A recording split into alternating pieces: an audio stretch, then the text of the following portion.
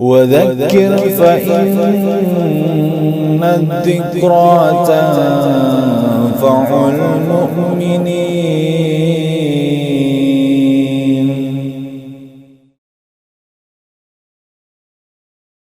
Assalamualaikum warahmatullahi wabarakatuh.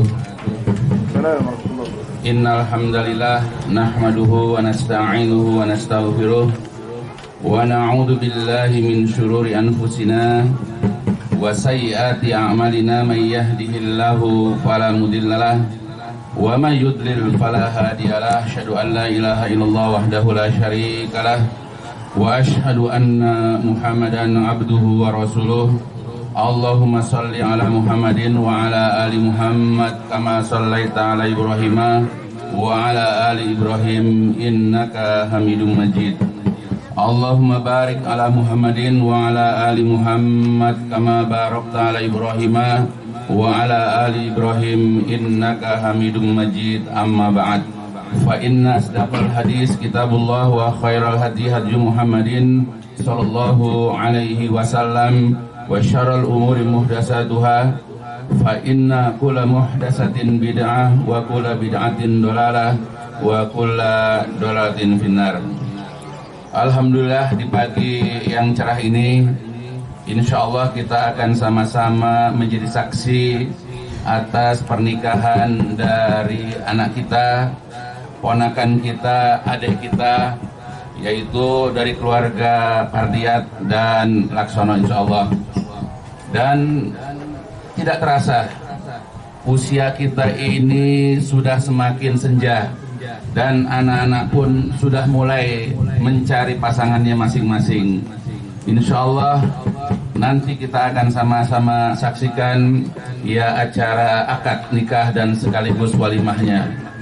Mudah-mudahan kita menjadi saksi atas perjalanan hidup ya anak kita nanti, mudah-mudahan menjadi keluarga yang sakinah, mawadah, warahmah. Dan saya di sini ingin sedikit memberikan nasihat, bukan hanya kepada calon mempelai, tapi juga kepada saudara-saudaraku yang sudah terlebih dahulu, yaitu menjalani kehidupan rumah tangga. Ingat bahwa berumah tangga itu adalah suatu perjalanan ibadah yang sangat panjang, berbeda dengan ibadah-ibadah yang lain. Sholat paling kita hanya menjalaninya selama mungkin 10 atau 15 menit, itu pun kalau kita kerjakan dengan khusyuk dan tumakninah. Begitupun puasa Ramadan hanya sebulan penuh.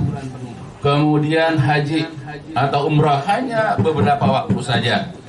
Tetapi yang namanya mahligai pernikahan itu adalah seumur pernikahan kita.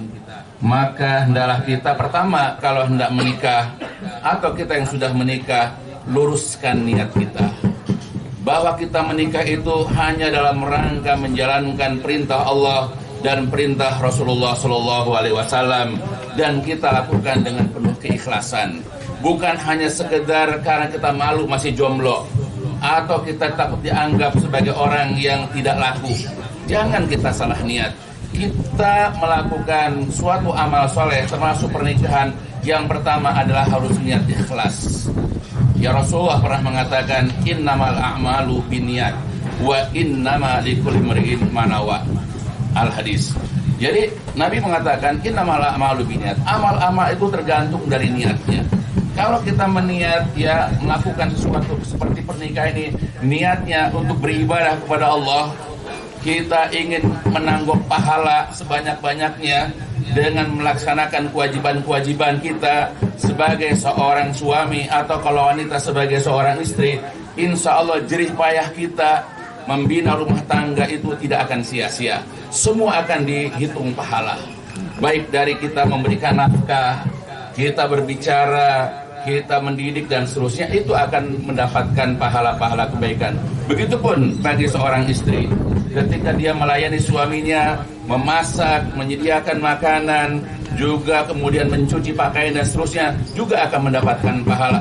Kalau kita niat nikah itu untuk beribadah kepada Allah, semata-mata mencari pahala dan ganjaran di sisi Allah.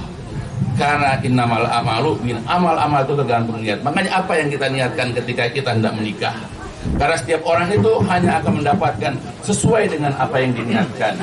Jadi kalau niat kita bukan untuk ibadah, hanya untuk kesenangan duniawi, kita tidak akan dapat apa-apa. Kita hanya dapat kesenangan saja. Kita hanya dapat bermanja-manja. Kita hanya dapat bersenang-senang dengan pasangan kita. Tetapi nilai kita di sisi Allah itu nol. Bahkan boleh jadi kita akan menanggok banyak, yaitu perbuatan-perbuatan dosa. Maka luruskan niat. Maka kepada Mu'adz dan siapa, Nadia ya? Nudia, hendaklah niatkan ikhlas dari sekarang bahwa menikah itu dalam rangka beribadah kepada Allah. Yang kedua, karena niat kita adalah ibadah, maka kita wajib memahami perkara-perkara agama. Karena setiap ibadah tidak hanya diniatkan karena Allah, tetapi juga dalam beramal harus sesuai dengan tuntunan dari Allah Jalla wa'ala dan juga dari Rasulullah Sallallahu Alaihi Wasallam. Tidak boleh kita ini ketika menjalankan perintah ibadah lalu kita berbuat tanpa bimbingan dari agama kita. Maka agama sudah mengajarkan kepada kita bagaimana kita membina rumah tangga. Nah, yang paling penting yang harus banyak dipahami oleh kaum laki-laki sebagai suami, kaum wanita sebagai istri adalah memahami hak dan kewajiban masing-masing. Ya, karena Rasulullah pernah mengatakan, ala wa innalakum ala nisaikum haqqan. Ingatlah sesungguhnya pada kalian, bagi istri-istri kalian ada hak. Jadi laki-laki atau suami itu punya hak atas wanita-wanita, atas istri-istri mereka. Yang ini adalah merupakan kewajiban bagi para istri. Istri wajib menunaikan kewajibannya untuk menunaikan hak bagi suaminya. Begitu juga wa inna linisaikum alaikum haqqan. Dan begitu juga istri-istri, bagi kalian ada hak. Istri pun punya hak. Dan ini adalah kewajiban kita sebagai yaitu suami. Maka dengan kita memahami hak dan kewajiban kita masing-masing, lalu kita berusaha untuk menunaikan kewajiban kita masing-masing, maka terjalinlah antara niat ikhlas dengan beramal sesuai dengan aturan agama. Maka kita ketika menjalani rumah tangga itu tidak akan sia-sia. Semua akan diberikan balasan pahala kebaikan.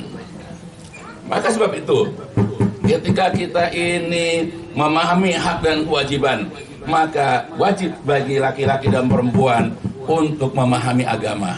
Karena agama kita, Allah Jalla wa'ala dan Rasulullah SAW sudah banyak menjelaskan di dalam ayat Al-Quran dan hadis-hadis Nabi berkenaan dengan masalah hak dan kewajiban. Maka ketika kita sudah memulai kehidupan berumah tangga, ketika sudah sah, sudah selesai akad, ya, dan juga kemudian wali sudah mengatakan kalimat penyerahan putrinya itu kepada yaitu calon mempelai daripada putrinya, maka saat itulah sudah sah seorang laki-laki menjadi suami dan mulai menjalankan kewajiban sebagai seorang suami. Begitupun, begitu akad selesai, wanita sudah berhak ya untuk menuntut haknya atau menjalani kewajiban bagi suaminya. Nah, itu harus dipahami. Jadi jangan hanya sekedar menikah itu hanya ingin keluar dari rumah orang tua karena ingin jauh dari orang tua, bukan. Tetapi sebetulnya ketika seorang laki-laki atau seorang perempuan menikah, bertambah kewajibannya. Bukan hanya berbakti kepada orang tua, bukan hanya berbuat baik kepada adik dan kakaknya, tetapi punya tanggung jawab baru, yaitu berbuat baik kepada pasangannya, apakah kepada suami atau kepada istrinya. Maka saya mengingatkan khususnya kepada kaum laki-laki, begitu sudah mempunyai pasangan, sudah mempunyai istri, maka tunaikan haknya istri atau kewajiban kita sebagai suami. Dan kalau dijelaskan masalah hak istri atau kewajiban suami, kita sudah paham kalau masalah-masalah dunia harus memberikan nafkah. Insya Allah sudah paham. Memberikan pakaian yang kita pakai, memberikan makan yang biasa kita makan, dan seterusnya dan seterusnya.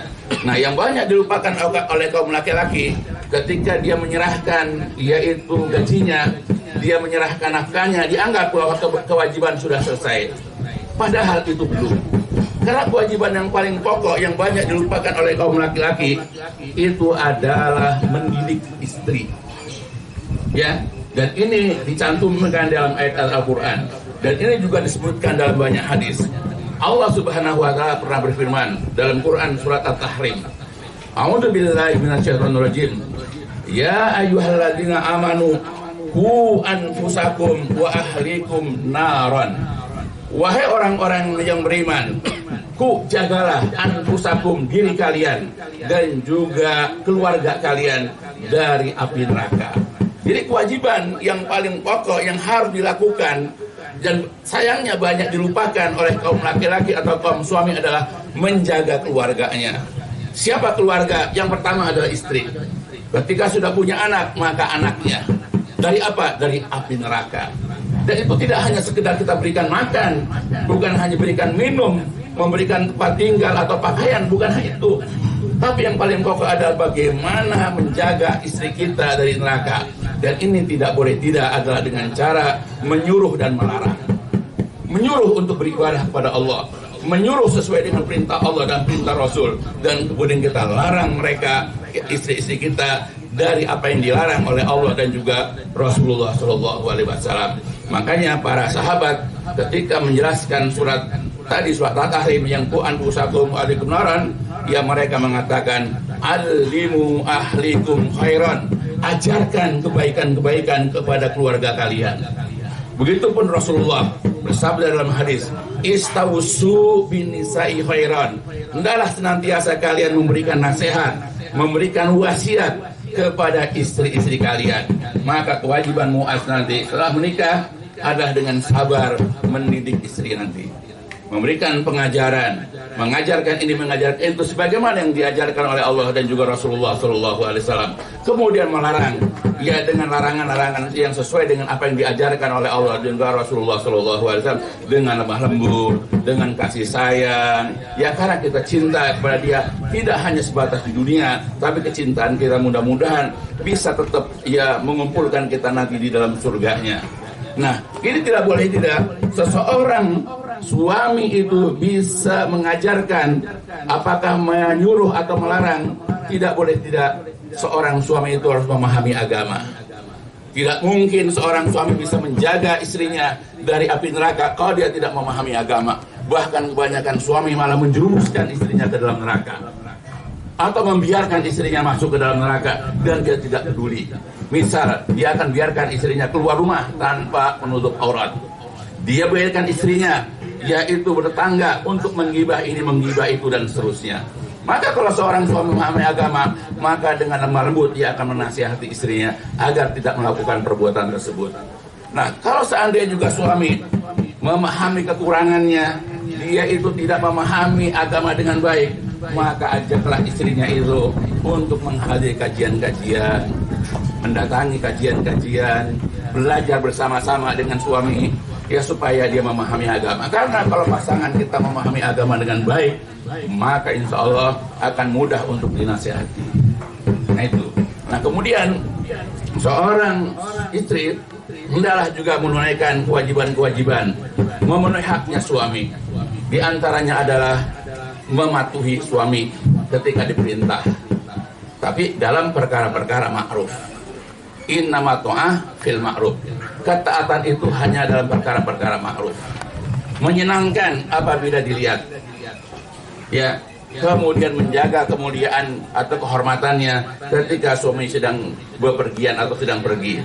Nah, dan banyak lagi juga kewajiban-kewajiban yang lain yang harus dipahami, yang harus diketahui oleh para istri supaya dapat menjalankan kewajiban-kewajiban itu sebagaimana yang dikehendaki oleh ajaran agama kita, yaitu Islam. Ya, mudah-mudahan tausiah singkat ya bisa mendorong kita, memotivasi kita agar meluruskan niat dalam menikah dan juga menjalankan perintah-perintah agama kita dengan sebaik-baiknya supaya kehidupan kita ini berkah, supaya kehidupan berumah tangga kita ini sakinah, mawadah, dan juga mendapatkan rahmat dari Allah Jalla wa'ala. Ya mudah-mudahan tausiah singkat ini dapat memberikan faedah kepada kita seluruhnya. Ya kurang lebihnya ya saya minta maaf dan dicukupkan sampai di sini.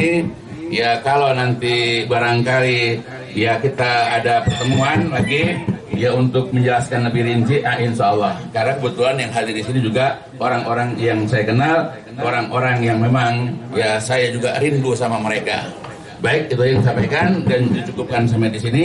Ditutup dengan walhamdulillahin subhanakallahumma wa bihamdika asyhadu an la ilaha anta astaghfiruka wa atubu ilaik. Assalamualaikum warahmatullahi wabarakatuh. الدين النصيحة قلنا لمن يا رسول الله قال لله ولكتابه ولرسوله ولأئمة المسلمين وعمتهم